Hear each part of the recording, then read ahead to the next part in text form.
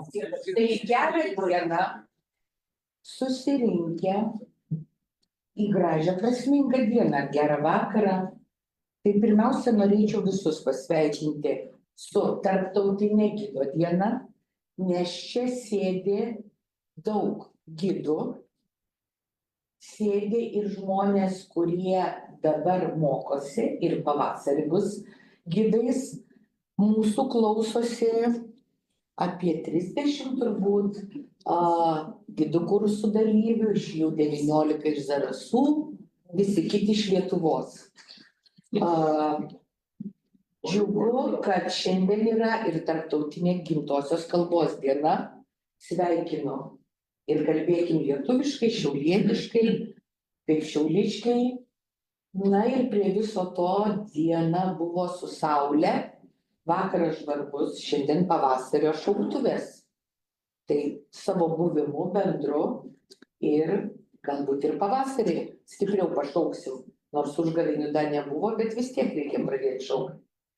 O šiandien mes susitikom pakviesti Šiaulių UNESCO klubo, globojami Lietuvos nacionalinės UNESCO komisijos, kartu prisijungė ir Baltų centras, ir turizmo informacijos centras, ir kultūros kelias, Baltų kelias, va toks bendras suneštinis mūsų vaišės, pakalbėti, paklausyti, padiskutuoti apie UNESCO, nes turbūt mūsų klubo, Šiaulių UNESCO klubo, vienintelio klubo Lietuvoje, tokio kaip asociacijos, nevyriausybinės organizacijos, aišku, vienas iš tikslų, vertybių yra puoselėti, tęsti UNESCO vertybės ir labai džiugu, kad atvažiavo pas mus ekspertas ne iš bet kur, iš Pekinio. Beveik visi sėdintys čia humanitarinio fakulteto dėstytojai gali pasakyti, kad Salvijus Kulevičius buvo mūsų studentas, baigęs lietuvių filologiją. Aš galiu pasakyti, kad aš buvau jo kuratorė. Ir šiaip esam bičiuliai, lietuvių filologiją, paskui paveldosaugos specializaciją baigė, magistrą paveldosaugos jau Vilniui. Lygiai taip pat, matau Kurtuvėnų žmogų, tam jis dirbo, kada jaunas buvo, dabar jaunas ir gražus, bet dar visai tai buvo. Ir Darius atėjo, pusę Kurtuvėnų suvažiavo pas save. Kurtuvėnų regioniniam parke kultūrologu. Tai yra Šiaulių mūsų žmogus, dabar tai yra istorijos fakulteto Vilniuje prodekanas. Tai Salvijau, viską pasakiau, kaip mes tave mylim, kaip tavęs laukiam, jau dabar tu dainuok. Tai kad jau čia viską išdainavo, nelabai ką ir dainuoti apie save belieka, tai be didelių įžangų, ko gero galim pradėti šiandieną pasikalbėjimą apie UNESCO pasaulio paveldą, didieji lūžiai. Tai vakaras, penktadienio vakaras, ko gero mintys jau sukasi ir apie savaitgalį, bus galima ilgiau pamiegoti. O čia pirma skaidrė ir penktadienio vakare ir su klaustuku. Nu, dabar tai tikrai kažko paklausiu visų. Kažkaip, bet tikrai neapsunkysiu, nereikia įsitempt. Klaustukas tegul lieka, bet netgi ir man neklausiant turbūt pagalvojame, o kas yra paveldas. Ir vienam ko gero paveldas tai yra jeigu vertybė, kitam kažkoks tai pažinimo šaltinis. Ir jeigu mes čia apsiklaustume vieni kitus, pradėtume sudaryti sąrašą, iš tikrųjų turėtume nemenką ko gero surašymą. Ne visi į tą klausimą sakytume vienodai. Paveldas yra įvairus. Ir jeigu priklauso nuo to, į kurį punktą iš to sąrašyko bestume, šitą pranešimą būtų galima skaityti skirtingai. Įvairus paveldas ir įvairius prieigos gali būti, įvairius paveldo supratimas. Tai, bet kad per kurią prizmę aš kalbėsiu, aš pasirinksiu vieną iš perspektyvų ir tas atsakymas, kas yra paveldas, pabandys kas nors atspėti, kas kitoje skaidrėje, kas yra paveldas.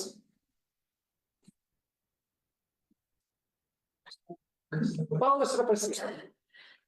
Paveldas tai yra prasmė ir aš gal iš karto pradėsiu nuo kelių tezių, kad paveldas visų pirma yra prasmė, kuri ne savaime glūdi pavelde, o yra jam priskiriama priklausomai nuo tą paveldo aktualizuojančių poreikių. Vienas dalykas. Kitas dalykas, ar objektas gali savyje įkūnyti prasmes ir nulemia, ar jis apskritai bus laikomas paveldu, kuo vertingu paveldu, kiek jis bus reikšmingu. Na ir ko gero iš pirmos tezės, kad prasmė suteikia aktualizuojantį paveldą, mes galime padaryti ir kitą tezę, kad prasmė yra suteikiama subjektyviai. Tas, kas teikia prasmę, tas ir suteikia prasmę, kokią reikia. Na ir paskutinis punktas, gal kiek prieštaraujantis antrai tezei, bet tuoj pat mes jį ir padarysim, tai kad prasmių suteikimo atveju paveldas yra labai lankstus. Ir tas pats objektas yra tiek lankstus, kad gali būti netgi iš principo priešingas prasmes ir reikšmes.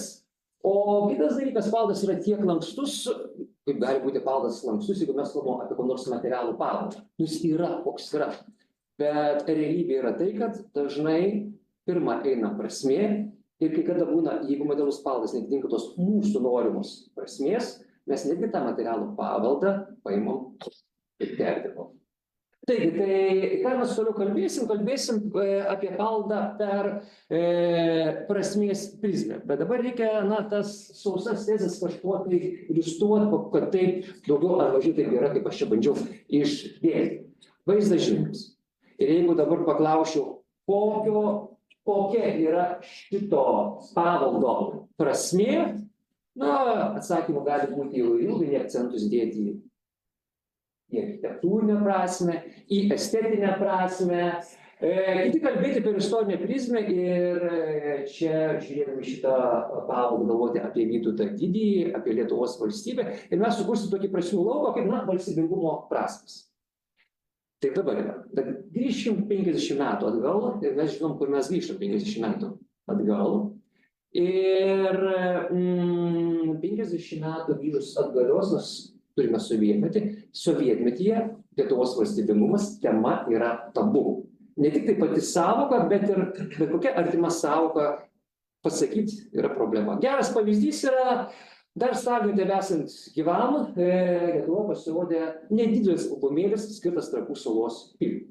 Ir tame albumėlyje buvo paminėta keletą kartą žodis valstybė, paminėti kunigaikščiai, baigėsi tuo, kad po kelių dienų vedančiuosiuose Lietuvos Sovietinės Respublikos laikraščiuose pasirodė kritinis straipsnis, kuris iš karto tą albumėlį pasmerkė. Taigi, ir nuo to laiko praktiškai apie Trakų salos pilį akcentas, kad valstybingumas nutilda. Bet tai, ar tai reiškia, jeigu mes atimam valstybingumo prasmę, kur mums dabar yra vienas iš akcentų, mes iš karto tada ir to nebegalime laikyti paveldu net ir sovietmečiu. Bet žinome, kad sovietmečiu tai buvo paveldas. Negana to, labai reikšmingas paveldas, kuris 50%, o gal net ir 70% buvo pastatytas, atkurtas. Tai reiškia, sovietmečio buvo surastos kitokios reikšmės, prasmės. O kas prasmingai yra sovietmečio, mes tas klišes labai gerai žinom. Tai yra broliškų tautų draugystė ir amžina agresija iš vakarų. Ir tą agresijos klišę galima plėtoti. Buvo vokiečių ordinai, ėjo į rytus ir broliškos tautos, lietuviai, rusai, lenkai atrėmė. Buvo pirmasis pasaulinis karas, tie patys vokiečiai. Buvo antrasis pasaulinis karas, tie patys vokiečiai. Dabar kas yra?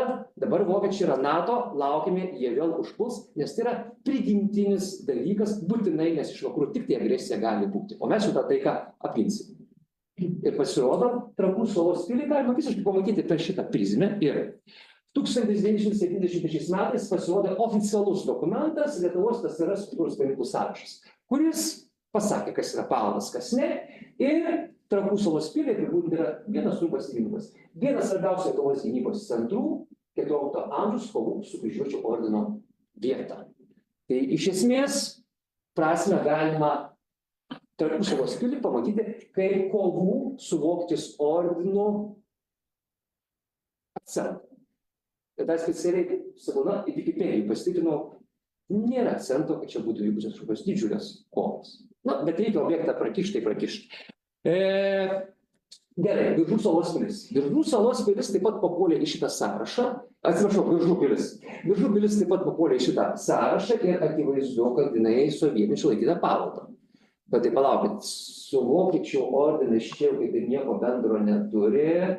Radvilų akcentas negali būti, nes iš karto kalbam apie išnaudotojus feodalus, engėjų klasę kalbam. Ką čia išrasti, kad šito objektą tiktų ir sovietų mečių paskelbavo. Kainuotis yra. Lenkijos karalius Sigauzės Kunigaikštis Augustas sutiko su Rusijos Petro I tautų draugystė, jau užkoduota. Geriau negu anksčiau negu atsiradus Lietuvai priimta Rusijos savas ir susitarė kariauti prieš švedus. Štai kaip tas prasmes galima išradinėti. Bet čia mes kol kas kalbame apie prasmes, kuris objektui padeda tapti pavaldui ir kiek tos prasmes gali būti lanksčios. Kitas atvejis, žinomas objektas, ko gero, Kaunas, Perkūno namas. Kodėl Perkūno namas romantizmo epochoje buvo lygtai surasta Perkūno skulptūrėlė, nuo to namas gal ir gavęs pavadinimą, arba tapo paliudijimu, čia yra susijęs su pagonybė. Jau sovietmečiu tapo akivaizdu, kad čia yra romantiška legenda, bet niekas to Perkūno namo nenori idėjos atsisakyti. Tada atsirado kita interpretacija. Buvo rasti šaltiniai, kad šitas namas iš tikrųjų buvo susijęs su pirkliais. Ir namas yra 15 amžius ir čia negali būti kalbama apie jokią pagonių šventyklą.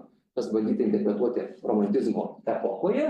Yra pirklių namas. Na ir žinoma, kad ko gero pirklys buvęs lietuvis. Ir tada sovietmečiu buvo išvystyta legenda, kad Kaune buvo pirkliai Hanzos, vokiečiai, ir buvo pirkliai lietuviai. Lietuviai buvo tiek sąmoningi 15 amžiuje, kad norėdami atsiskirti nuo vokiečių pirklių ir parodyti savo išskirtinio tapatumą, nors ir būdami jau krikščionis, šitą namą pavadino Perkūno namu. Taip, bet, ir čia dabar keliausim šiek tiek keliais žingsniais, kaip netgi tokios idėjos gali paveikti išvaizdą. Tik mirus Stalinui Lietuvoje itin, na, sakykim, įgavo pagreitį propagoniški ar neopagoniški judėjimai. Ir čia vienas dalykas, vieniems tai atrodė, kad tai yra, na, tokio tautiškumo saviraiška, sovietam tai buvo irgi naudinga. Nu, su bažnyčia kova buvo nelengva, bet lietuviai, pavyzdžiui, atvažiuoja į Vilniaus universitetą studijuoti, bet grįžti ir tu eini sekmadienį mišias, bet atvažiuoja į Vilniaus universitetą ir tau įteigia savo, palauk, tu esi lietuvis. O kas tavo lietuviškumą esmę pažeidė? Krikščionybė. Nes tavo lietuviškos tu esi pagonis. Ir taip prasidėjo įvairių klubų steigimasis ir panašiai. Ir tas, sakykim, propagoniškas požiūris 20 amžiaus 60-mečio antroje pusėje tapo labai populiarus, nes pradėtas matyti paveldas per tą prizmę. Ir, pavyzdžiui, nors atsirado tokių tezių, kad Lietuvos dvarų parkai yra vertybė, nes nemaža dalis tų parkų yra įsteigta buvusių šventųjų girių vietoje. Ir taip dvarų parkai pradėjo interpretuoti. Ir dabar štai, objektas restauruotas sovietmečio, restauratorė objektą šitą matė šitaip, ir čia viskas veikia rašytė, tik tai trūksta viršuje akivaizdžiai nubyrėjimų. Ir kas čia galėtų būti? Aš papasakojau tekstą. Restauratorės žodžiai. 1968 metai. Gerai sužiūrėję į Perkūno namų frontoną, matome jame išreikštą ugnies garbinimo idėją. Centrinis frontono elementas, ant pjedestalo stovys dengtas aukuras, kuriame ant kolonėlės su taure viršuje dega lytinė liepsna. Šalutinius elementus galima aiškinti įvairiai, tačiau jie vienaip ar kitaip susiję su aukuru, tarsi jį pagerbė. Ši idėja siejasi su fade esančių 5 glazūruotų akmenų ženklų archeologų nuomonė simbolizuojančių saulę. Tyrimai parodė, kad aukuras sugriuvo arba sugriautas 17-18 amžiaus. Restauratoriai kyla klausimas, kaip atkurti tada jinai pažiūri per prizmę, kurią mes matėme. Čia yra liepsnos, pagonybė ir kas čia turi būti atkurtas aukos. Ir tas forma turi netgi paaiškinimą, kodėl, o ne kitokia forma atsidūrė ant gotikos. Kitas pavyzdys žaidimo su prasmėmis ir su formomis objektas irgi paveldo objektas žinomas Raudonės pilis. Visi mes įpratę ją pažinti kaip Raudonės pilį, o kodėl jinai pilis? Iš tikrųjų tai yra dvaras. Čia Raudonės pilis. Atsiprašau, ištraukime išbėgęs keletą dalis Raudondvario. Dėkui už pataisymą, pataisykite. Tai yra Raudondvario pilis. Raudondvario. Pasižiūrėjus, iš tikrųjų tai yra dvaro rūmai, ne vis, bet taip jau prilipo. Ir prieš antrąjį pasaulinį karą šita dvaras, dvaro rūmai pilis atrodė. Tai šitaip antrojo pasaulinio karo metais objektas nukinti, sprogimas. Ir sovietmečio restauratai nusprendžia, kad reikia atkurti ir atkurti sugrąžinant renesansinį išpilstį. O rūmai atsirado renesanso epochoje, tik 19 amžiuje atsirado daug tokių istoristinių tyrimų. Dabar, jeigu mes būtume labai skrupulingi ir norėtume sugrįžti prie renesanso, kaip atrodė epocha šitie rūmai, tai mums reikia nugriauti šitą balkoną. Iš šitos pusės buvo, jeigu čia įsižiūrės, didžiulis toks balkonas 2 aukštų su 2 kaminais, bet visiškai istoristinio 19 amžiaus stiliaus. Ir renesanso epochoje bokštas buvo tik tai tokio aukščio. Tai gerai, šitą balkoną pašalinam, trukdo renesansui, šitą didžiulį 2 aukštų priestatą pašalinam, nes trukdo renesansui. Bet žinom, kuo aukštesnis, tuo geriau. Bokšto nesinoris. Ir kaip galima vadinti pilimis tokių bokštelių. Tai paimta ir realiai matome neatkurtas 19 amžiaus vaizdas, bet kad jau būtų kaip pilyje. Ir aišku, kas šiek tiek išmano architektūros istoriją, yra toks kuriozas. Čia yra renesansas. Čia yra gynybiniai įrenginiai, kurie vadinasi mašipulom, būdingi gotikai, o čia jau yra 18 ir 20 amžius. Ir turime renesansą, gotiką, supratot mano mintį. Netgi laikotarpį, kas ant ko lipa. Tai čia aš tik pabandžiau pagrįsti keliais pavyzdžiais tas tezes, kad prasmė daug reiškia pavelde, prasmė yra labai lankstus ir subjektyvus dalykas, ir kitas dalykas, kada mūsų geidžiama prasmė paveikia ir materiją, kad tas paveldas labiau atitiktų mūsų prasmę, negu kad galėtų liudyti jo materiją. Dar kitas akcentas, kuris mums praver šiandieną, kas yra paveldas. Paveldas yra galia. Ir vėlgi, paveldas yra galia, bet ne ta galia, kurią naudojasi pats paveldas, o naudojasi tiek, kas suteikia tą galią paveldą. Ją gali ir pasinaudoti. Ir kas yra ta galia ir kokią tą galią gali pasinaudoti, tai pavyzdžiui, paveldas gali pasitarnauti nacionalizmui arba skatinti vartotojiškumą. Pavyzdys. Dar vienas, kaip paveldas tampa galių žaidimu. Žinoma, kas čia yra. Ir sovietmečiu mes visi žinojom apie didįjį Tėvynės karą. Po 1990 metų, taip, didysis Tėvynės karas, ko gero nereikia aiškinti, kas tai yra per dalykas. Tai yra sovietinė antrojo pasaulinio karo versija, visiškai pritaikyta sovietiniai ideologijai. Ir dalykas yra toks, kad Sovietų sąjungai taip pat reikėjo tapatybės, nes ji buvo labai įvairi skirtingų tautų. Na, tarp lietuvio ir uzbeko, valstybės tautų gyventojų yra didžiulis skirtumas. Tai kaip pasakyti, kad mes esame vienos didelės valstybės bendrybė, irgi reikia pasitelkti paveldą ir ateitį. Ir antras pasaulinis karas, jo atmintis buvo tas pagrindinis sovietinis mitas, kuris padėjo sutelkti. Na, vieni darė detalės tankams kažkur tai gilumoje, kiti tos tankus vairavo, šaudė ir panašiai. Ir visa Sovietų sąjunga draugiškai įtraukta į šitą didįjį Tėvynės karo mitą. Dabar dar mes suprastume to mito esmę, kada antrasis pasaulinis karas prasideda 1900 9. O didysis Tėvynės karas 41. Ir didysis Tėvynės karas yra ne tik tai tuo patogus, kad jisai akcentuoja Sovietų sąjungą, bet jisai nuslėpė ir kai kuriuos dalykus, kas vyko iki 41 metų. Supratot mintį? Prisidedant Antruoju pasauliniu karu, vyko ir okupacijos, bet didysis Tėvynės karas šiek tiek pastumė viską. Ir didžiuoju Tėvynės karu mes gyvenom, kol buvom Sovietų sąjungai, praktiškai iš karto po 1990 metų, netgi oficialiam lygmenį yra atsisakoma didžiojo Tėvynės karo sąvokos. Tai tampa nekorektiška, neprimta sąvoka, mes iš karto pereinam prie sąvokos Antrasis pasaulinis karas. Ir puikiausiai mes su tuo gyvenam, bet greta vyksta įdomus dalykai. Sovietinių karių palaidojimo vietos yra Lietuvos Respublikos paveldas, nes jis buvo perkeltas iš sovietinių sąrašų. Tai mes galime kalbėti vis dėlto, tam tikras formalus paveldas. Ir apie 2000 metus prasidėjo įdomus dalykai. Rusijos federacijos lėšų gaunami, iš Rusijos federacijos per ambasados gaunamas lėšos ir pasitelkiant Lietuvoje įsteigtomis viešosiomis įstaigomis vyksta šitų vietų rekonstrukcija arba atnaujinimas.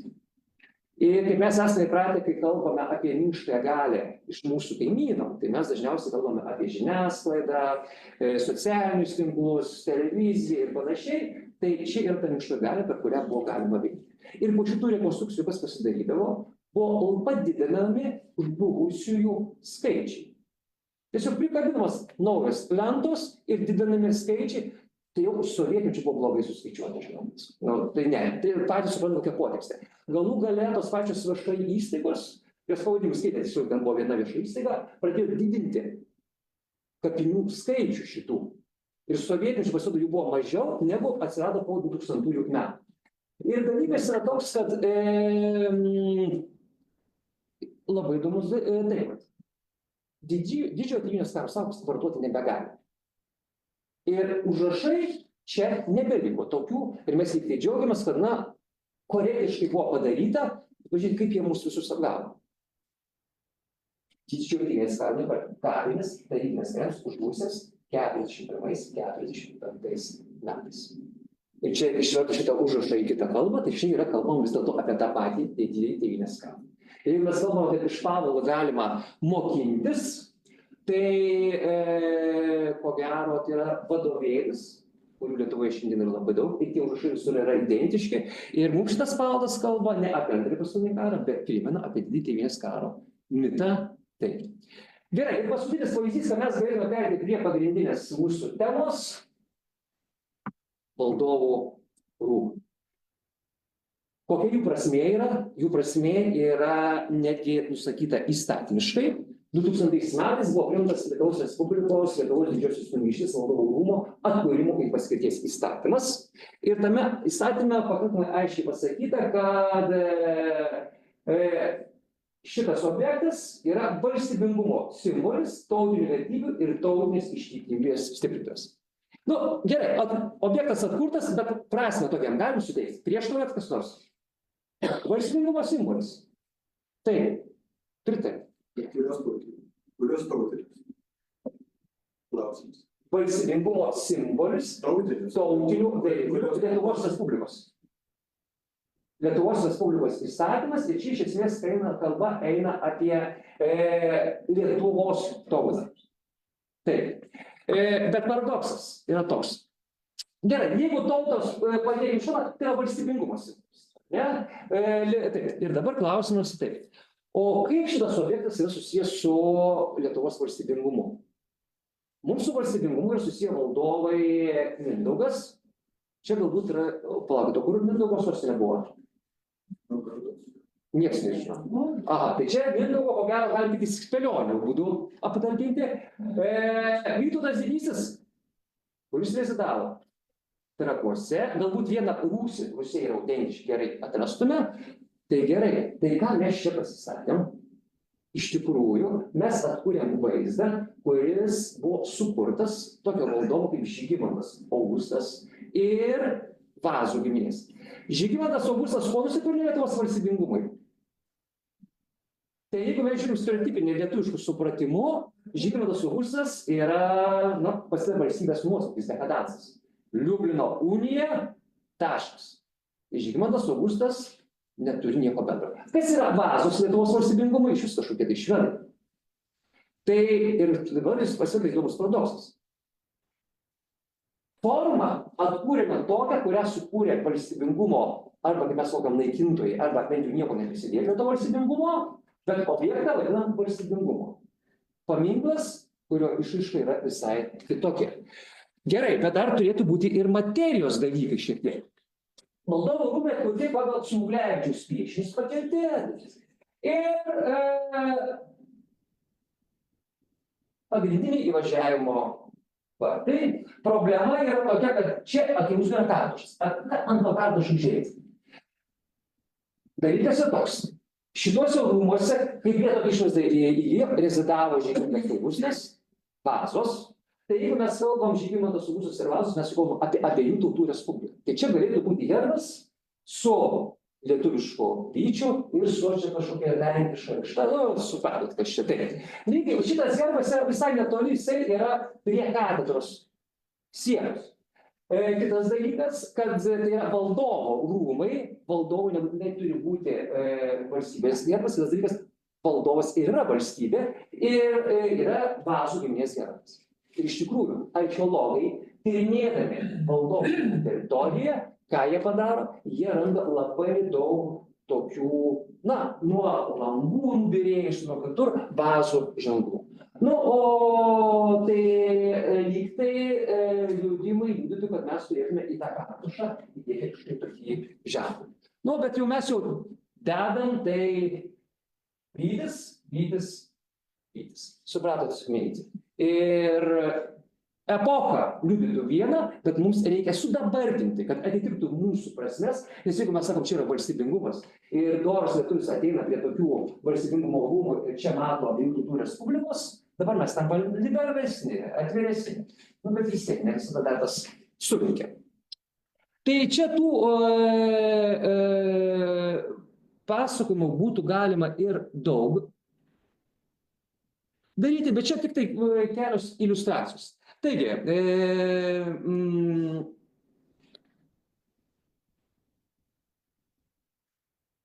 apsibendrinant. Taigi, kiek prasmių gali turėti vienas ir visas paveldo objektas? Kai paveldas suvokiame apie prasmės prizmę, tai pripažįstame, kad paveldas turi ne prasmę, o prasmių, tai paveldas tampa daugybiniu. Iš tikrųjų, šiandien mes kalbame ne, kad paveldas yra materija, bet paveldas yra prasmės ir viename materialiame paveldo objekte mes galime matyti daug paveldo objektų, susikurti prasmių, kiek mums reikia. Kitas klausimas, kas lemia, iš kur kyla paveldo prasmė, kas tas prasmės suteikia. Ir čia jau nebe mano mintis, bet yra paveldo studijų klasika, Kembridžas ir Ašvartas, ir jie savo veikalę Atsinaujinantis paveldas išskyrė, kad paveldas yra išteklius trim sritim: kultūrai, politikai, ekonomikai. Į politiką sutalpinant labai plačiai nuo tapatybės iki propagandos, ideologijos ir panašiai. Galų gale atkeliavom prie UNESCO. Ilga įžanga, mes tas susikalbėjome. Tai o kas čia dabar buvo su tuo paveldu UNESCO išvakarėse? Iš tikrųjų, paveldas yra pakankamai, ko gero, universalus reiškinys, jis egzistuoja skirtingomis epochomis. Ir ilgą laiką Europoje paveldas egzistavo arba relikvijų pavidalu, relikvijos yra tam tikra paveldo forma, arba paveldas egzistavo privačių kolekcijų, radvilų, dvarininkų kolekcijų pavyzdžiui. Bet šiuolaikinis paveldo reiškinys, tai kaip mes jį suprantam dabar, sukrėsti kartu su modernios visuomenės atsiradimu. Taip simbolinės datos būtų 18 amžiaus pabaiga, 19 amžius. Ir kartu su modernia visuomenė ir paveldo atsiranda ir nacionalizmas, nacija. Ir nuo tada pagrindiniai paveldo naudotojai ir gerbėjai yra mokslas, kuris per paveldą mums parodo istorinę praeitį, ir nacionalizmas tas pats. Nacionalizmo paradigma akcentuoja tai, kad paveldas yra tai, kas geba vienyti tautą, bet tuo pačiu ją išskirti ir iš kitų tautų. Ir taip pat paveldas yra, kas pabrėžia tautos užimamos ar jos geidžiamos teritorijos pretenzijas į šitą teritoriją. Paprastas dabar pavyzdys, kad nacionalizmui paveldas yra labai svarbus. Mes esame lietuviai, tauta, bendruomenė. Kas mus kaip lietuvius sieja, kad mes jaučiamės viena bendruomenė, tauta, nacija? Kalba, istorija, papročiai. Kalba, istorija, papročiai. Bet pagalvok, koks nors politikas sieja, kas mes už ką, už Žemaitaitį, už ką dar. Skirtingi, ne, mes iš karto susipykstam, nebelieka bendrystės. Ar ne? Tada mes už sportas, krepšinis vienyje. Ir kažkaip irgi jau ne, o gal plaukimas dabar jau vienyje. Žemė. Taip, bet jeigu mes kalbam, esmė yra tai, kad jeigu mes kalbam apie kalbą ar apie teritoriją, tai yra vis dėlto istorinės, na, mes siejam istorinę paradigmą ir tai yra tas pats paveldas. Ir esmė yra tai, kad iš bet kurios tautos atimti tai, kas yra paveldas, atimti iš mūsų tokius bendrus simbolius kaip Vytautas Didysis, atimti tokius simbolius kaip Gedimino pilis, atimti Lietuvos partizanus. Ir mes suprantame, kad mes tampame bendruomenė nieko bendro nebeturinčių, nes mūsų interesai staiga tampa skirtingi. Ir dėl to nacionalizmui itin paveldas yra svarbus tam, kad jis sutelktų kaip bendruomenės, kaip tautas. Ir štai mes atkeliavom iki UNESCO. UNESCO žinom visi kas. Jungtinių tautų švietimo, mokslo ir kultūros organizacija. Bet klausimas yra, o kokia yra UNESCO misija? UNESCO misija. Šitos dalykus.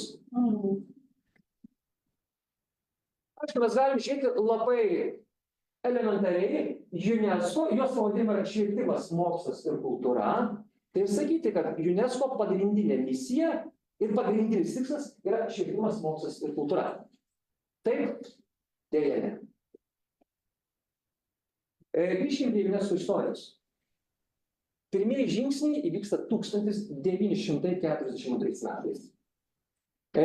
Šalių, kurios yra okupuotos arba kariauja prieš Vokietiją ir jos sąjungininkus, Anglijoje įvyksta kitų šalių švietimo ministrų suvažiavimai.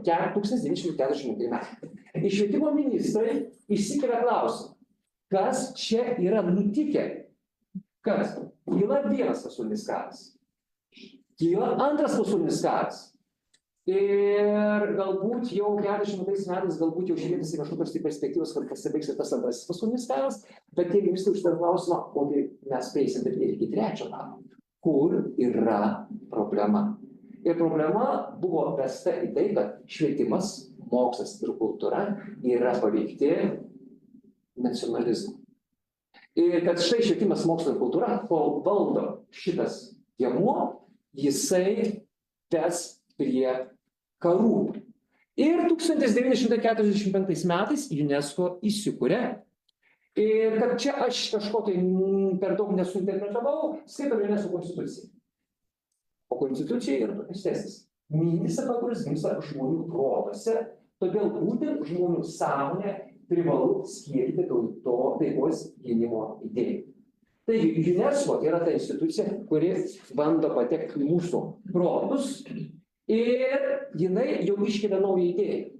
Nebe tautos kultūros idėją, bet taikos gynimo arba taikos kultūros idėją.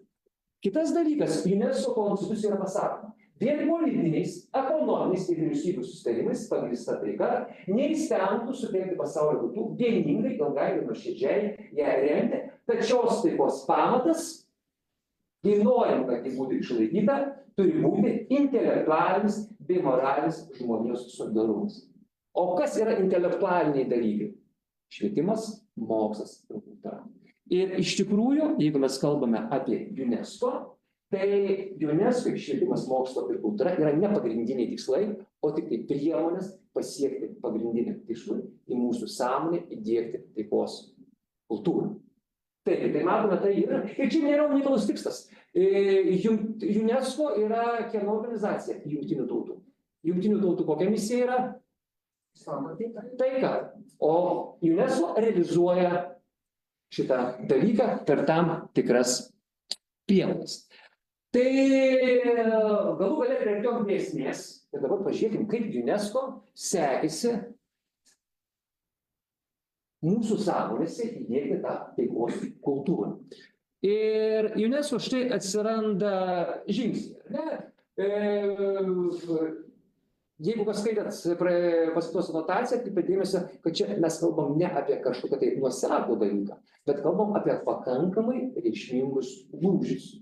Tai nepaisant to, kad UNESCO atsirado 1940 metais ir turi savo misiją, ta misija buvo įgyvendinama per tam tikrus lūžius, todėl ir pasiekėm, kokie tie žingsniukai buvo. Nors UNESCO 45 metai atsiranda, į pavaldą jinai atsisuka šiek tiek vėliau. Ir tiesiog aš paskaitysiu pirmuosius dokumentus, kurie skirti pavaldui UNESCO. 54 metai – kultūros vertybių apsaugos ginkluoto konflikto metu konvencija. 56 metai – tarptautiniai archeologinių kasinėjimų principai – rekomendacijos. 60 metai – rekomendacijos dėl kraštovaizdžio ir vietovių grožio bei charakterio išsaugojimo. Rekomendacija dėl kultūros vertybių, kurioms pavojų kelia viešoji arba privati veikla. Čia yra dokumentai, kurie skirti materialiam nekilnojamui pavaldui, statiniam vietom, o čia apačioje išvardinti įstatymai, kurie yra susijęs su kilnojamu paveldu, apimant ir tokius reikalus kaip vertybių išvežimo ginkluotų konfliktų metu arba vertybių vagystės ir tada kaip spręsti tarptautinius santykius.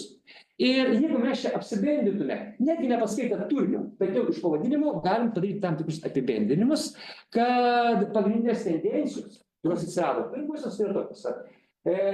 Iš tikrųjų šitie dokumentai yra skirti gerinti pačios paveldosaugos praktiką. Rekomendacijos archeologijai, rekomendacijos kraštovaizdžiui ir panašiai. Kitas dalykas, antra tendencija yra reguliuoti su paveldu tarptautinius santykius. Na, kažkas tai nelegaliai pervežė kitą valstybę, kaip sureguliuoti tą režimą. Iš esmės mes turime tokį dalyką, kad šitas etapas yra skirtas daugiau pačiai paveldosaugai, paveldui. Ir jeigu atidžiau pavadintume dokumentus, tai šitie dokumentai yra iš esmės instrumentiniai ir juose nėra jokios, idėjos išreiškta. Taigi taikos kultūra, principas ir juose dar nėra akcentuojami. Kitas žingsnis. Iš tikrųjų, UNESCO nėra viena linija, UNESCO turi savo satelitinės organizacijas. Ir 1959 metais atsiranda ICROM, tai yra organizacija tarp valstybinė skirta paveldo klausimam, o 1960 metais atsiranda ICOMOS, taip pat paveldosauginė organizacija, orientuota į materialų nekilnojamą paveldą, bet jinai yra, visuomeninė organizacija. Aišku, įdomumo dėlei galima sakyti, kad ICOMOS 1960 metais UNESCO iniciatyva įsteigta organizacija, jinai buvo įsteigta, kur galėtų būti įsteigta, Varšuvoje. Ir kai mes šiandieną nuogąstaujam apie UNESCO ir Rusijos įtaką UNESCO, tai ta Sovietų Sąjungos įtaka UNESCO irgi pakankamai ryški buvo. Ir jeigu įdomumo dėlei galima sakyti, kad 20 amžiaus antroje pusėje Jungtinės Amerikos valstijos, Didžioji Britanija ir Singapūras išėjo iš UNESCO dėl to, kad ten pradėjo dominuoti Sovietų Sąjunga. Bet tiesiog sutelkė Afrikos, Azijos tautas ir pajuto didžiosios kitos tautos. Ir šitų organizacijų aplinkoje gimsta įdomus dokumentas, ne UNESCO dokumentas, bet ICOMOS labiau dokumentas, tarptautinė paminklų ir kompleksų konservavimo ir restauravimo chartija. Dar žino, tiesiog kaip Venecijos chartija. 1964 metai Venecijos chartija. Atsiveršim šitą dokumentą ir jeigu nuogąstavom, kad prieš tai būsime etape nebūtų idėjų ir vien tik tai instrumentiniai dokumentai, kitų dokumentų preambulėse atsiranda idėjos. Žmonės vis aiškiau ir aštu suvokia žmonijos vertybių bendrumą, o senovės paminklus kaip bendrą paveldą. Jau saugomas ateities kartoms pripažįstamas kaip bendra atsakomybė. Ir pirmą kartą mes kalbame ne apie tautos vertybės, ne apie tautos kultūrą, bet žmonijos vertybės, apie bendrą paveldą ir kad bendri atsakomybė. Na ir ką pasako dar Venecijos chartija, tai kad labai svarbu, kad senovinių paminklų apsaugos restauravimo principai būtų sutarti suformuoti tarptautiniu mastu. Pabandom apsibendrinti. Ką čia mums Venecijos chartija sukuria naujo? Ir čia pasiūlo tai, kad paveldas gali būti bendras, vienyti, o neskirti. Čia apačiai yra priminta nacionalizmo tezė. Vienas dalykas. Nacionalizmui paveldas buvo svarbus ne tik tai, kad sutelkė tautą, bet nacionalizmui paveldas labai svarbus, kad jis atskirtų jį nuo kitų tautų. Taip. O čia pirmą kartą, kad paveldas turi apskritai vienyti ir jų paveldas nebegali skirti. Tai yra pirmą kartą pasikėsinama į principinės nacionalizmo tezes, kuris iki tol buvo užvaldęs paveldą. Galime bendri jos supratimo ir apsaugos principai. Dar viena tiesa, kad mes galime bendrai visą žmonės suprasti paveldą, turėti vieną prasmę tam paveldai ir apsaugos principai. Ir Venecijos chartija iškelia tos bendrys, bet jinai pasiūlo tik tai principus kaip bendrai saugoti, bet ne kaip dar suprasti. Ir apibendrinant galim sakyti, kad bendro paveldo idėja yra tai, kas iš esmės jau puikiai atitinka UNESCO intencinę dvasią, tai mes jau priartėjame prie taikos kultūros. Ir kitas žingsnis, 1970 metais, dabar jau UNESCO pati priima pasaulio kultūros ir gamtos paveldo apsaugos konvenciją. Ir šitoj konvencijoje, jeigu atsiverčiam ir žiūrim preambulę, kur surašytos pagrindinės idėjos, bet kurio kultūros ir gamtos paveldo objektų nykimas arba visiškas išnykimas pragaištingai skauda visų pasaulio tautų paveldą. Vienos tautos paveldas skauda visom tautom, o net jūsų individualus dalykas yra paveldas. Rodo šių išskirtinių ir nepakeičiamų vertybių apsaugos svarbą visoms pasaulio tautoms, kad ir kokiai tautai jos priklausytų. Jeigu tautos buvo linkusios išakcentuoti, kad tai yra jų vienintelis paveldas, kad tai paveldas jums yra svarbu. Graikai atsistojo prie savo akropolio, jūs čia visa Europa esat žemės lygis, o štai kas yra vertybė, tai tikroji. Iš karto visi susiskaido, kas kur į tai. O čia pasakyt, kad akropolis graikai nedygit, bet čia jau yra visų tautų paveldas. Ir kai kurios tos tautos ir gamtos paveldo vertybės yra įsitiks svarbios ir dėl to jos turi būti ir saugos kaip visos žmonijos pasaulio paveldo dalis. Visos žmonijos. Ir jeigu mes dabar kalbame apie, pabandom apsibendrinti, taigi, kad vienos tautos paveldas tampa visų kitų paveldų, nauja paveldo kategorija visiškai atsiranda su šito dokumentu, tai yra visos žmonijos pasaulio paveldas. Kitas dalykas, tai atsiranda nauja vertė, išskirtinė visuotinė vertė. Šita konvencija sukuria visiškai naują paveldo subjektą. Iki tol paveldas buvo arba kažkokių tai valstybių, o čia atsiranda bendruomenė, bet ne kaip mes dabar įpratę vietos bendruomenė, o pasakom, kad visas pasaulis yra viena bendruomenė ir paveldas priklauso tai tarptautiniai vienai bendruomeniai. Ir jeigu iš esmės Venecijos chartija pateikė bendrus paveldo puoselėjimo principus, kaip reikėtų tą paveldą puoselėti, tai šita konvencija mums pateikė bendrą tokio paveldo sąrašą. Kaip sakant, dabar jau viską turim. Ir kas, ir kaip. Ir šitą sąrašą mes žinom pasaulio paveldo programos arba pasaulio paveldo sąrašo kaip dalį. Ir tam galutinai užakcentuoti, kad matome naują paradigmą, kuri paveldą iš esmės bando visiškai atimti iš nacionalizmo. Ir jeigu pasižiūrėtume į pasaulio paveldo konvencijos įgyvendinimo darbus, tai yra dokumentas, kuris paaiškina, kaip reikėtų taikyti konvenciją, tenai išskirtinė visuotinė vertė paaiškina, tai išskirtinis kultūrinis ir gamtinis reikšmingumas, kurio neriboja valstybių sienos, jis yra svarbus visos žmonijos dabarties ir ateities kartoms. Todėl nuolatinė tokia paveldo apsauga yra didelis visos tarptautinės bendruomenės rūpestis. Dabar grįžkime prasmių klausimą. Kaip paveldas dar, taip ne taip seniai buvo tautų paveldo, staiga gali tapti visos žmonijos paveldu. Kokia šito paveldo prasmė? Kokius akcentus dėtume? Gamtos grožis, estetika, ar ne? Žmogaus ir gamtos bendradarbiavimas. Čia atsodinimai miškų, kad neslinktų. Taip. Aišku, tų akcentų galima daug prisiraikioti ir sakyti, kad tai įstabus kraštovaizdis. Kiti akcentų etnografinė žvejų kultūra ir panašiai. UNESCO šitas yra akcentas vienas labai svarbus, ką jūs ir vardinate. Akcentuoja, tai iš esmės yra, kas čia yra bendražmogiško. Jeigu mes pasakytume, kad tai yra gražiausias Lietuvos lopinėlis, gražiausias tam tikro Europos regiono lopinėlis, UNESCO turi būti kažkas tai bendražmogiško. Ir UNESCO šitame vertės įdedame, kad žmogus, tarsi pasakė, savo veiklą sunaikina žmogaus ir gamtos pusiausvyrą ir paskui atstato, sukurdama šitą kraštovaizdį. Tai į UNESCO pasaulio paveldo sąrašą šitas objektas papuolė su tokiu pavadinimu bendražmogiška ekologiniu akcentu. Taigi, ir jeigu pasižiūrim kriterijus, tai be to, kad tai yra išskirtinės kraštovaizdžio akcentas, tai yra akcentas, kad didelis apsaugos priemonės padarytos žmonių. Gerai. Kernavė. Kernavė, žinom, irgi yra pasaulio paveldo sąraše. Ką lietuviai sakytų apie Kernavę? Sostinė. Ar ne? Dabar, ar sostinė Absoliutus mitas apie sostinę. Taip, bet mes ir kalbam daug apie mitus. Tai aš suprantu puikiai. Taip, tai iš tikrųjų lietuviam ar mitas ar ne mitas yra dažniausiai sustos išskirtinė mūsų valstybei vieta. Bet tai gerai, tada mes atėję į UNESCO sakom, įtraukit čia mūsų žinokit sostinę.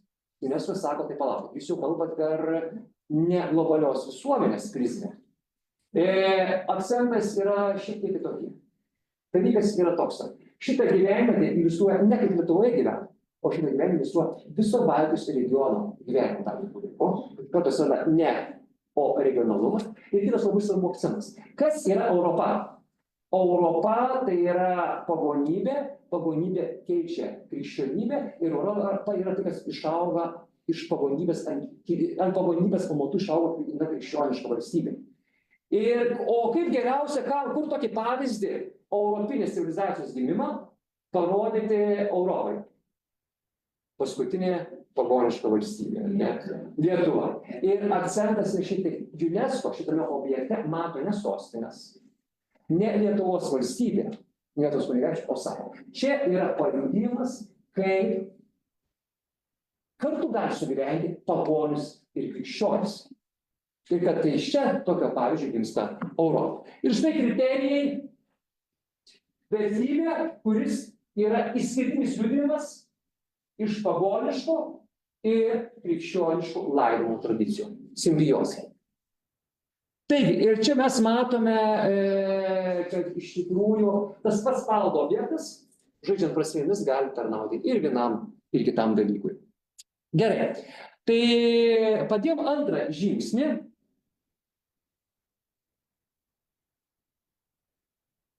Bet pirmieji objektai pasaulio paveldo sąrašo buvo 1977 metais. 1999 metais UNESCO nusprendė pasitikrinti ir atliko pasaulio paveldo sąrašo analizę. Ir pamatė, kad sąrašas yra labai tendencingas. Konvencija vadinasi kultūros ir gamtos paveldo ir dar pačiu konvencijoje pasakyta, kad paveldas yra kultūros, gamtos ir mišrus. 95 metais dominuoja kultūros paveldas, gamtos paveldas 22%, o mišrus paveldas, UNESCO labai džiaugiasi, realiai tik 4%. Tada, jeigu kalbam apie kultūros vertybės, pasirodo, kad čia dominuoja tik tai architektūros paveldas ir tokio pobūdžio architektūros paveldas, kurį gali suprasti europiečiai. Pilis, katedros ir panašiai. Pasižiūrint geografiškai, pusė šitų vertybių buvo Europoje ir Šiaurės Amerikoje.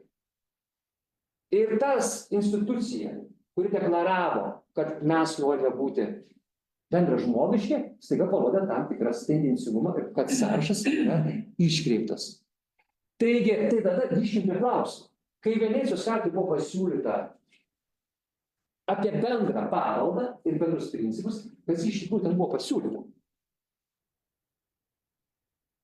Atsiminkime Venecijos chartijos teisę. Svarbu, kad senovinių pastatų apsaugos ir restauravimo principai būtų sutarti suformuoti tarptautiniu mastu. Kaip galima suformuluoti tarptautiniu mastu? Koks mechanizmas galėtų būti? Sukurti principus tarptautiniu mastu. Iš tikrųjų, čia yra architektų ir inžinierių atsakingų už kultūros paveldo, taip vadinamas tarptautinis suvažiavimas, sėdi galvos ir jos sukuria šitą principus. Tai koks yra? Kažkas turėtų, bent jau mes vartotume sąvokos konsensuso, ne? Arba reprezentatyvumo. Jeigu visas pasaulis, tai gerai, pažiūrim, kas tenai sėdėjo už to stalo. 20 žmonės. Italas, belgas, ispanas, portugalas, jugoslavas, UNESCO atstovas, pagal pavardę galbūt jo ponas būtų, bet vis dėlto atstovauja UNESCO, Danija, Italija, Prancūzija, Meksika, dabar jau pirmą kartą Europą, Italija, Čekoslovakija, Ikronos atstovas, Peru, Pietų Amerika, Jungtinė karalystė, Vatikanas, Prancūzija, Graikija, Austrija, Lenkija, Tunisas. Tai matome, Azijos nėra, Šiaurės Amerikos nėra. Ar galima galvoti, kad jie sukuria kažkokį tai tokį visų idėjas atspindintį dokumentą? Taigi, iš tikrųjų, ką jie padaro, visa Venecijos chartija yra pagrįsta ne kažkokia tai universalia idėja, o ta idėja, kaip paveldą supranta išskirtinai europiečiai. Ir europiečiai į paveldą žiūri per autentiškumo prizmę ir mums akcentas europiečiams yra, kad paveldą mes pačiupinėjom per kelias vardus: forma, materija, technologija ir aplinka. Bet iš jų svarbiausia yra materija, istorinė materija. O istorinė materija yra ne iš ko padarytas daiktas, bet kad jisai yra išgyvenęs tam tikras epochas ir amžius. Aš gal pateiksiu per pavyzdį. Turim stalą, prie kurio sėdėjo Basanavičius. Stalo šito nebelieka, nes buvo gaisras, bet mes padarėm labai gerus apmatavimus prieš tai.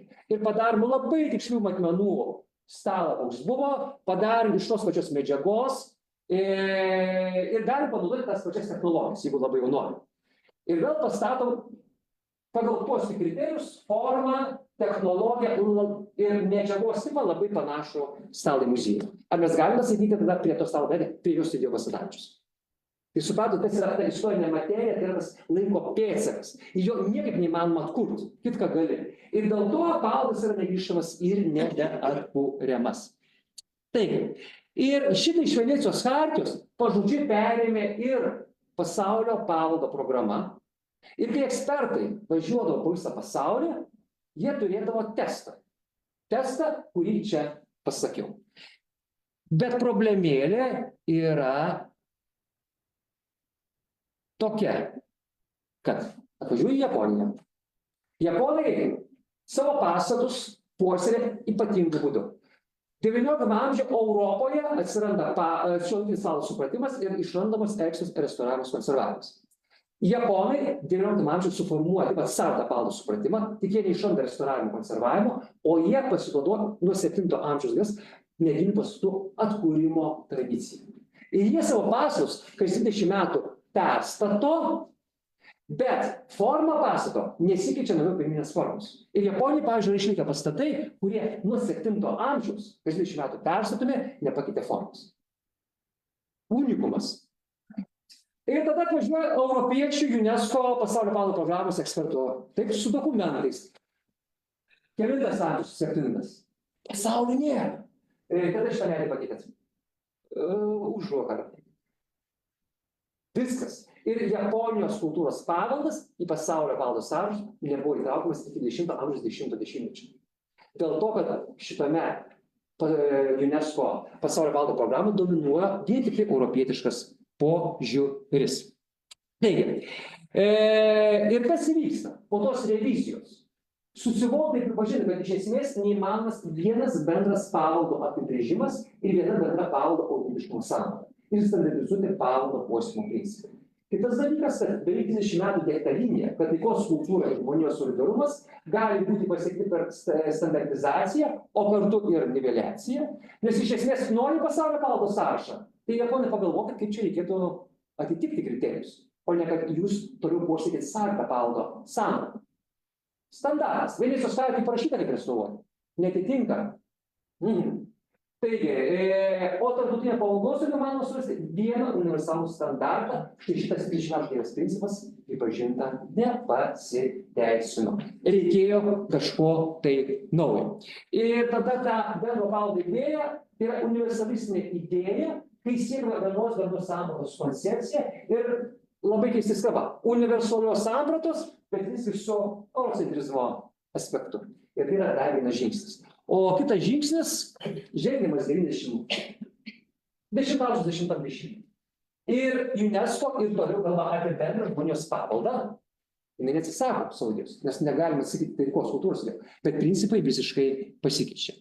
Ir čia, kadangi laikas visiškai jau pabėgęs nuo mūsų, labai svarbiu tampa 90 metų nacių tautiškumo dokumentas. Šitą dokumentą prie jo kūrime dalyvauja UNESCO, ICOMOS, tos pačios pagrindinės organizacijos, ir dokumento preambulė prasideda viena labai aiški tezė. Mes iššūkį tradiciniai matydami apie asų. Ir kaip jie tą iššūkį meta. Ir šiuo atveju pagrindinis nacių tautiškumo dokumento principas yra ne niveliacijų siekti, o užtikrinti didesnę pagarbą kultūros ir paveldo įvairovei. Kelios tezės iš nacių tautiškumo dokumento. Dokumente sako, kad kultūros paveldo įvairovė skleidžiasi ne tik tai laikė, kaip restauruota prieš 100 metų, kaip paveldas suprantamas prieš 100 metų, savaime aišku. Bet pripažįstama, kad šiandieną pasaulyje egzistuoja skirtingos paveldo ir elgsenos visuomenės ir ne tik tai pripažįsta, kad egzistuoja įvairovė, bet reikalauja, kad kitos kultūros būtų gerbiamos. Tai yra pasakoma, kad visos sąvokos yra vienodai geros ir teisingos. Ir jeigu Venecijos chartijai ir iš jos perėmėsi pasaulio paveldo programa buvo pasakiusi, kas yra autentiškumas? Autentiškumas turi būti patikrinamas per materiją, formą, technologiją ir aplinką. Labai aiškus kriterijai. Čia pasakoma, kad nėra griežtų nustatytų kriterijų nacių tautiškumo dokumentas pasako. Ir nacių tautiškumo dokumente dar yra pavardinama. Kokie yra autentiškumo aspektai? Mes žinome, kad tokie 4 aspektus. Forma ir dizainas, medžiaga ir turinys, panaudojimas ir funkcija, tradicija ir technika, vieta išdėstymas, dvasia ir jausmas. Ir galų gale labai svarbus mažas akcentukas ir kiti vidiniai ar išoriniai veiksniai. Tai yra dedamas ne taškas, dedamas daug. Čia yra tik tai iliustracija. O tų sampratų gali būti, nes mes nežinom, kokia tai yra įvairovė. Taigi. Ir tada klausiu, o kaip paveldas turi būti vertinamas? Ekspertai nebeturi taisyklių. Tai dabar paveldas turi būti vertinamas tos bendruomenės, kuriai priklauso tas paveldas kontekste. Tai ne ekspertai įsiveža kriterijus, o ekspertai turi iš principo išmanyti, kaip supranta to paveldo bendruomenė, kas yra paveldas autentiškumas. Ir kitas dalykas, nacių tautiškumo dokumentas nepabėga nuo tikros kultūros dalykų. Įsivaizduokime dabar tai, kad kai tu pasakai, kad paveldas gali būti suprantamas įvairiai ir jūsų visų sampratos yra vienodai geros ir teisingos, prie ko tai veda? Prasmės yra skirtingos. Jos gali iš karto veda prie konflikto. Autentiškumo dokumentas atvedė kelią konfliktą. Labai geras pavyzdys, prie kokio konflikto atvedė, tai kontekstą suprast, po šito dokumento pasirodymo Afganistane buvo būtos didžiausios pasaulio skulptūros. Žinom, kuo baigėsi tom skulptūrom. Ir tada buvo sakyta, tai įvyko vandalizmo aktas. Bet jeigu ta bendruomenė suprato, kad tai nėra paveldas, ir šitą nacių tautiškumo dokumento vadinamą klaidelę, Venecijos dokumentuose buvo ištaisyta, jeigu neprieštarauja kitų žmonių teisė. Įdėta tam tikrą korekciją. Bet visgi grįžkim prie to, kad nacių tautiškumo dokumentas, nujausdamas visus konfliktus, bando sudėti tokius bent jau simbolinius ir saugiklius. Kai atsiranda prieštarų tarp kultūrinių verčių, skirtingų sampratų, pagarba kultūrų įvairovei reikalauja, kad visų šalių kultūrinės vertės būtų pripažintos teisėmis. Taigi, ir iš esmės yra, jeigu išlikusi bendruomenė, kuri tą paveldą sukūrė, tai visų pirma, ta bendruomenė turi teisę nustatyti, kitas paveldas turi būti suprantamas ir tvarkomas, bet atsižvelgdama ir į kitus interesus. O jeigu jau nebėra išlikusi ta bendruomenė, tada teisę tai nusakyti turi tai, kas ta bendruomenė, kuri šiandieną rūpinasi šituo paveldu. Na ir kad geriau suprastume tarp tų dviejų skirtingų žingsnių principus. Venecijos chartija, 28-metis, čia yra universalistinė paradigma. Ir esmė yra tokia, kokiai bendruomeniai, kokiai kultūrai tu priklausytume, paveldas turi būti suprantamas vienodas, nes jis yra per universalų principą. Bendra vertė, bendri tvarkymo principai. Nacių priešiškumo dokumentas pasako, kad kultūra, kiek yra kultūra, tiek gali būti ir sampratų principų. Ir tie principai, jie gali būti ne tik visiškai tarpusavy nesutarpėti. Ir šiuo atveju, jeigu apibendriname paskutinį žingsnį, tai šitame etape mes turime universalistinę koncepciją su eurocentrizmo aspektu, o nuo 92 metų bendras žmonės paveldas yra siejamas per relativistinę koncepciją.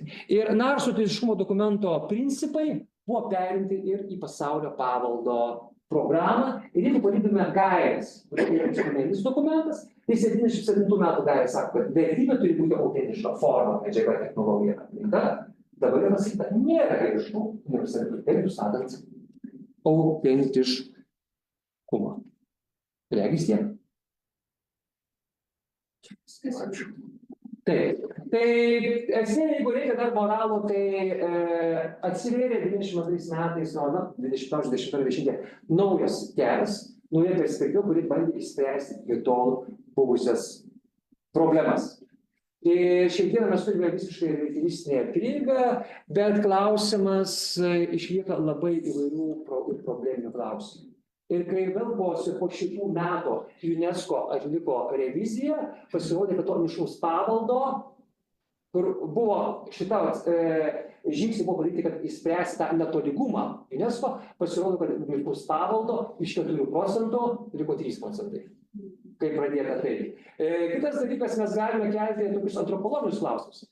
Ar gali atvykę iš šono ekspertai lengvai įsijausti, staiga suprasti, kaip tą paveldą supranta kita visuomenė.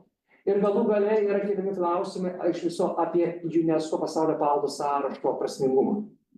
Geras pavyzdys yra, kurio aš nepabaigiu pasakoti, JAV, Didžioji Britanija išeina iš UNESCO dėl minėtų priežasčių, bet jie lieka pasaulio paveldo programoje. Kodėl? Dėl to, kad nori prisidėti prie bendros kultūros. Tai yra, iš esmės, tai yra komercinis labai geras sąrašas. Jeigu atvyksi į šalį, kur važiuoti, o į kokią, tai tu žiūri, o kas įtraukta į UNESCO ir tu žinai, kad tu neapsigausi kažką iš tikrųjų įspūdingo, daugiau, mažiau pamatysi, bus sukurta infrastruktūra ir panašiai.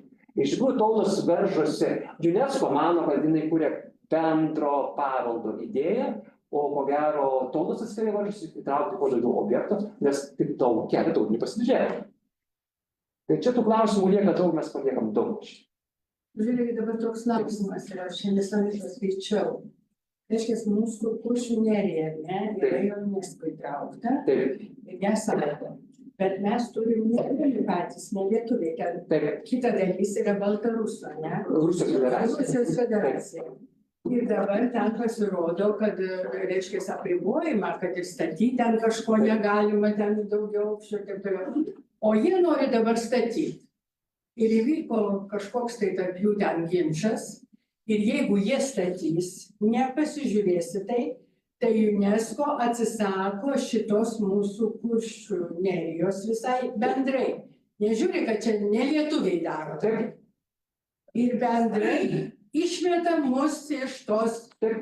Dabar vienas labai svarbus dalykas yra, kad į pasaulio paveldo sąrašą traukiami objektai yra labai laukiami tokie objektai, kurie priklauso ne vienai valstybei, o keliom. Ir, sakykime, labai geras pavyzdys yra koks nors Struvės geodezinis lankas, kuris priklauso 10 valstybių. Taip. Ir jeigu grįžtume prie Kuršių nerijos, Kuršių nerijai netgi UNESCO puslapyje buvo įtraukta, kad Kuršių nerija yra labai svarbus objektas dėl to, kad liudija, kaip gražiai bendradarbiauja dvi valstybės.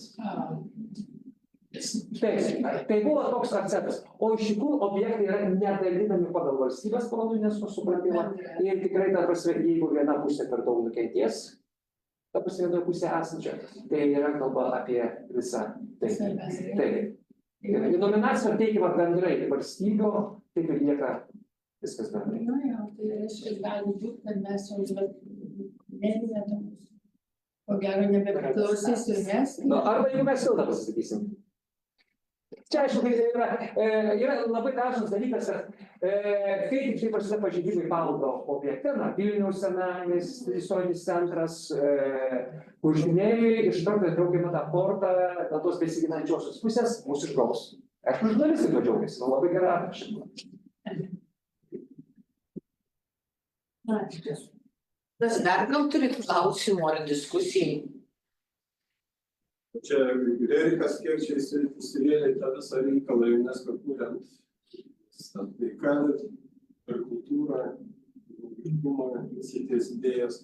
Panašu, kad tikrai čia buvo nemažai Izraelio parnešta iš Azijos ir kitų dalykų. Klausimas, kiek Rerikas turi įtakos jungtinių tautų politikai ir tam pagrindai pasidarinėjimai. Jeigu jis tam turėjo kažkokios tai įtakos, tai galima rasti pėdsaką. Bet čia yra grynai administraciniai, tarptautinio aukščiausio lygio valstybių susitarimai. Nes UNESCO gimsta iš jungtinių tautų organizacijos. Tai klausimas yra ne kiek UNESCO gali, kiek apskritai jungtinėm tautom turėjo. Daug tautų, turbūt daug valstybių darė įtaką ir organizacijas kūrė ir Esmė yra jungtinės tautos gimsta kaip pasekmė antro pasaulinio karo, kad nebebūtų toliau konfliktų. Paralelės labai taip aišku, galima žiūrėtas atsiridėjas, iš kur jos ateina ir iš kur perima. Tas formuluotės, kurias čia yra, iš Reriko, nemažai. Tai čia reikėtų lyginti jungtinių tautų pamatinius dokumentus su... Bet šiaip tai, ta prasme, bent jau UNESCO politikoje pėdsako Reriko, kad jis būtų kažkur, tai tiesioginio pėdsako nėra. Matau, kad Vaclovas norit kažką paklausti, ne? Jau jaučiau. Ne, konkrečiai ne. Pradžia čia paminėjus. Aš pradėdamas galiu kalbėti. Taip. Jo, aš kaip radosi čia Šiauliuose, Šiaulių UNESCO klubas. Tarybiniais metais maždaug iki 1,97, gal kokių 5, taip, 75. Ėjo žurnalas UNESCO, rusų kalba. Nu ir žinot, aš ten atsitiktinai pasižiūrėjau tokie keisti dalykai, kaip raštingumas, ten vandens išteklių problemas, sveikatingumo, bet vaizdai tai ne iš mūsų, iš viso pasaulio ir visą kitą. Va, ir aš kurį laiką tą nusipirkau. Kas įdomiausiai būdavo mūsų miestelį kioske. Spaudos kioske. Kaip labai įdomi va čia. Klasė. Nu ir tas toks, nu tie tokie ne mūsų reikalai, netgi ten vat, apie tą pačią Tarybų sąjungą, ten nieko nebuvo. Na, ten vat, tokie kitos šalis, kitos aplinkybės. Bet po kurio laiko aš teiraujuosi to žurnalo, nebėra. Nu, aš nelabai supratau, kaip ten kas, dar jokių Gorbačiovų nebuvo, dar toli kito buvo. Kodėl ten Tarybų sąjunga išėjo. Tai aš atvirai šnekant ir neperpratau šitos idėjos, kažkaip ten tokia mišrainė. Vienu atveju apie tai kalba, kitu atveju apie tai kalba. Ypatingai ten buvo to neraštingumo, kadangi dar tais laikais buvo kolonializmo tos, atsiprašau, pasekmės. Nu tai va, tai, bet Tarybų sąjunga, nu jie jungtinėse tautose pirmavo, nu turėjo daug. Turbūt ta aplinkybė lėmė, kad tas UNESCO. O dabar, kiek aš, aišku, nežinau, kas Rusijos federacija, bet beveik įsitikinęs apie jokį UNESCO ten nešneka. Gal šneka komercijos sumetimais, bėstai. Tai čia ko gero, kad ne tik šneka, bet Rusija ir po karo pradžios labai aktyviai dalyvauja. Ir šiuo metu? Taip, šiuo metu ten yra principiniai sprendimai, sakykime, netgi toks atvejis yra, kaip pavyzdys, galim sakyti, yra dar vienas paveldo toks sąrašas, kaip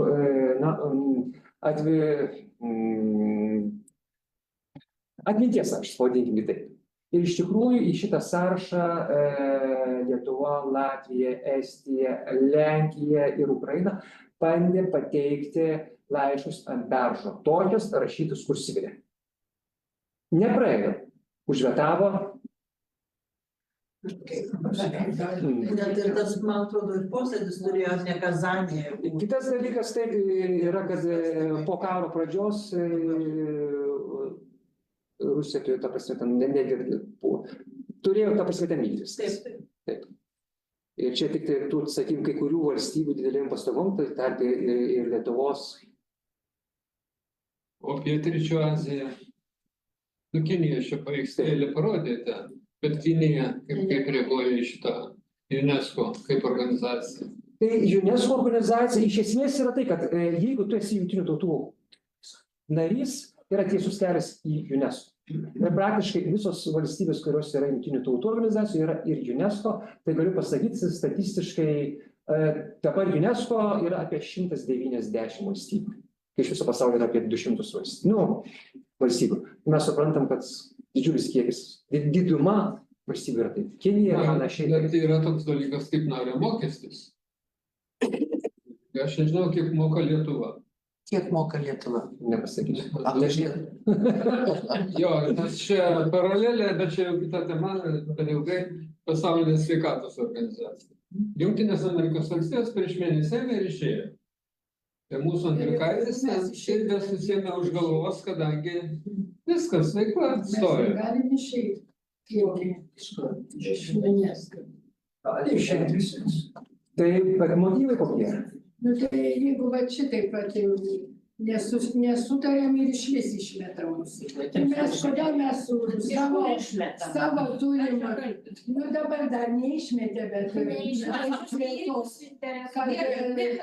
ne, nu tai ten, aš būtent apie tą. Bet tai ruskiai suinteresuoti irgi, jiem irgi reikia.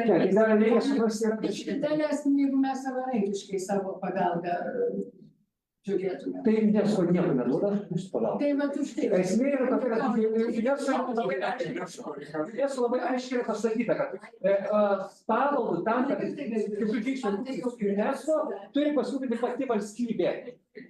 Ir tik nesėkmės atvejais UNESCO skiria tokiam kataklizminiam atvejam bendrą paramą, bet net, sakykime, vyksta kažkokių stichinių nelaimų, reikšmingų objektai, sakykime, yra pažeidžiami, tik tais atvejais. Bet taip visų pavaldu, net jeigu jis yra pasaulio pavaldo sąraše, turi pasirūpinti valstybė. Tai yra įrašyta konvencijai. Ir kiekviena valstybė pasirašydama konvenciją tą aiškiai mato.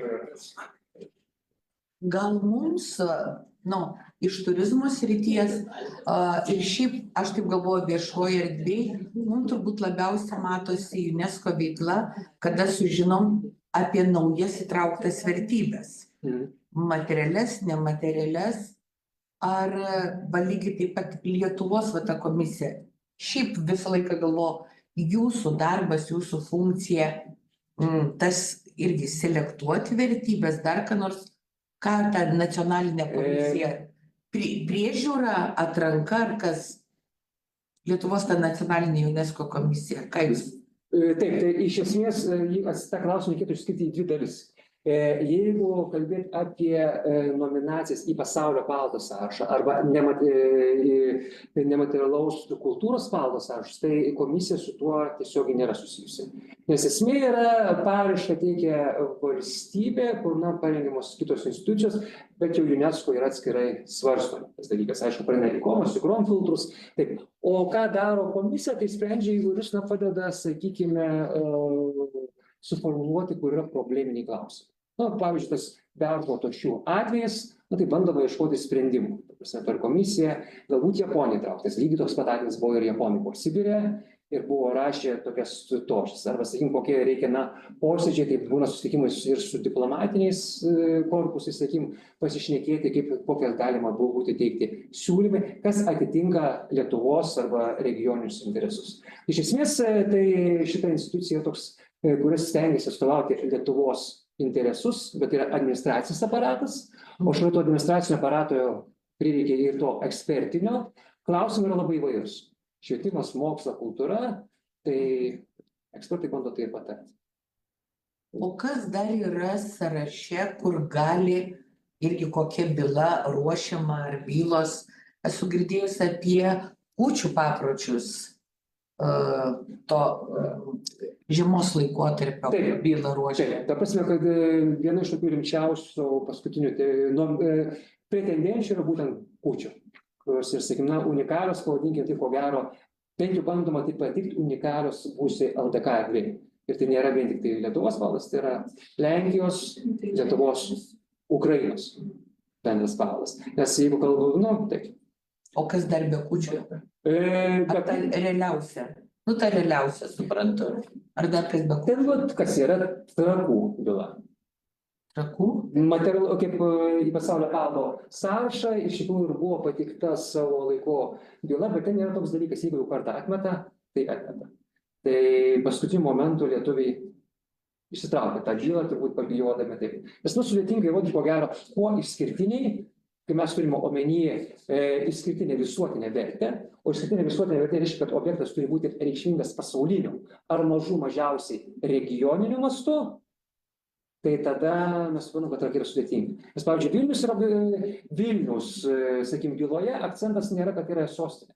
Akcentas yra Vilniaus reikšmė lietuviam, lenkam, baltarusiam, ukrainiečiam, žydam ir taip toliau. Iš karto prasideda regioniniai dalykai.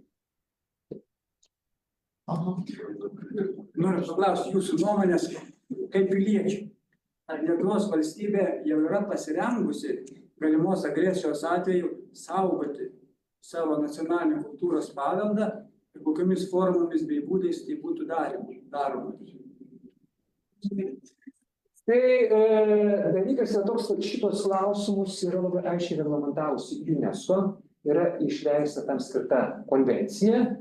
Ir tos konvencijos apraštai, jeigu pamato tokį skydą su mėlynu trikampiu ir kvadratu. Tai čia yra tokia, sakykime, atskira programa, kur sudaromi sąrašai reikšmingiausių valstybių objektų, jie yra padalinami kitom tos konvencijos narim ir logika yra tokia, kad šitą sąrašą turėdami palačiųjų šalis šito objekto nebus. Paveldosaugininkai gali turėti savo reikšmes ir panašiai. Tai priemonė yra, kaip tai realizuoti, tai galima realizuoti konvencijos būdu, kur yra tarptautiniai susitarimai. Lietuva bando įgyvendinti, tai iš mūsų objektų ir tų sienų atsiranda tikslingai ant sienų, nes galima tai yra stovalinės aviacijos atveju. Tie ženkliukai, sudaromi sąrašai, bet patys žinom. Karas yra karas. Pavyzdžiui, kokio nors įdomumo dėlį, Amerika nėra šitos konvencijos narė. Aišku, ne kitais šiek tiek remiasi. Kitas dalykas yra ne konvencijoje reglamentuota praktika, tai yra, kaip patys muziejai bando pasirūpinti, o kas būtų karo atveju, tai čia praktiškai buvo pradžiamokslys Ukraina. Ir stebima tenai patirtis, bet patys supranta, kad, Ukrainos dalis buvo atvirkščiai. Tai čia, ko gero, geriausias principas yra, kaip išsaugoti, yra išvežti iš tos šalies. Nes ten įrenginėti saugyklas ir panašiai, tas nepasiteisina. Ir geras pavyzdys yra, sakykime, kokią nors Antrojo pasaulinio karo metu iš dvarų vertybės buvo suvežtas į kokią nors kelias punktus. Vienas iš punktų yra Kelmės rajone esanti Beržinių dvaro sodyba, kas nukrenta bomba. Tai tas pasiruošimas, ruošimas yra, signalas buvo, atsikošėta, kad nieko nesame padarę, sportuojam, bet ką daryti, rezultatai daugiau mažiau tautys. Norėjau paklausti, laiškon Beržų Tošių niekada nebus priimtas, nes tai buvo atmestas. Ten neišbraukta ten, kur yra sąraše parašyta, kad 25 gegužę turėtų dar kartą. Taip, bet esmė, kad problema kyla visai tai programai. Nes tos programos pagrindas yra dokumentinis statusas. Tai, sakykime, jeigu, kai žiūri pasadą, tai politika mažai matosi, dar ne tiek mažai matosi. O kai prasideda dokumentai, tenai prasideda didžiuliai konfliktai tarp šalių ideologiniai, politiniai ir panašiai. Jis yra to programa, ir ta pati programa praktiškai yra tokia perimai suspenduota. Viena šalis gali vetuoti. Ir šito nesakysiu, nes šios programos nesu išmanytas, bet ten yra taip pat įsivai magiš, be abejo, prisimenu daug žaidimų. Nu tai čia lygiai tas kažkokias tokiais aršiais ukrainietiškais ar kieno, ir prasideda tada ginčai. Ne vien maršiai gali sukelti problemų. Tarptautinių. Įtraukimas į paveldo sąrašus. O UNESCO pabaigai perspektyva iš viso. Ar matom, kas pasaulyje darosi. Aišku, rimtesni susitarimai ir programos. Reikia kokią savaitę palaukti, nes prie tokio tempo viskas keičiasi. Būtų labai gaila to įdirbio, kurį atliko UNESCO. Aš pradėjau senai laikai, bet pasirodo, tas mažaraštystės arba beraštiškumo ūkimas buvo didžiulė programa. Buvo didžiulė programa ir ten daugelį tų šalių beraščių gyventojų. Nu, čia dabar mes kalbam tokius išskirtinius dalykus, bet vis tiek būtų nepaprastai gaila, jeigu tas kažkaip būtų sustota. Jau čia jau gerai būtų, kad būtų sustota, bet taip sunaikinti. Nes jungtinių tautų tai būkime atviri, neliks. Kaip kadangi UNESCO tiesiog yra susietas su jungtinių tautų, atsakymas seniausiai, tai daug visą su jungtinių tautų likimo. Neliks jau. Tos organizacijos neliks ir tos. Tai tada baigiu. Dar kartą dėkoju organizatoriams Šiaulių UNESCO klubui, Lietuvos nacionaliniai UNESCO komisijai, Baltų centrui, Šiaulių turizmo informacijos centrui ir visiems. O tau, Salvijau, didžiulė, žinok, vertybė, paveldas. Nežinau, paskui galėsiu detaliau, gal yra tu prisidėjęs, nes tai yra vienintelė išleista Šiaulių krašto padavimų knyga. Rinko mano studentai, po biškiuką aš rinkau daugiau, paskui, tai va čia, gal ir tu esi prisidėjęs. Tai va,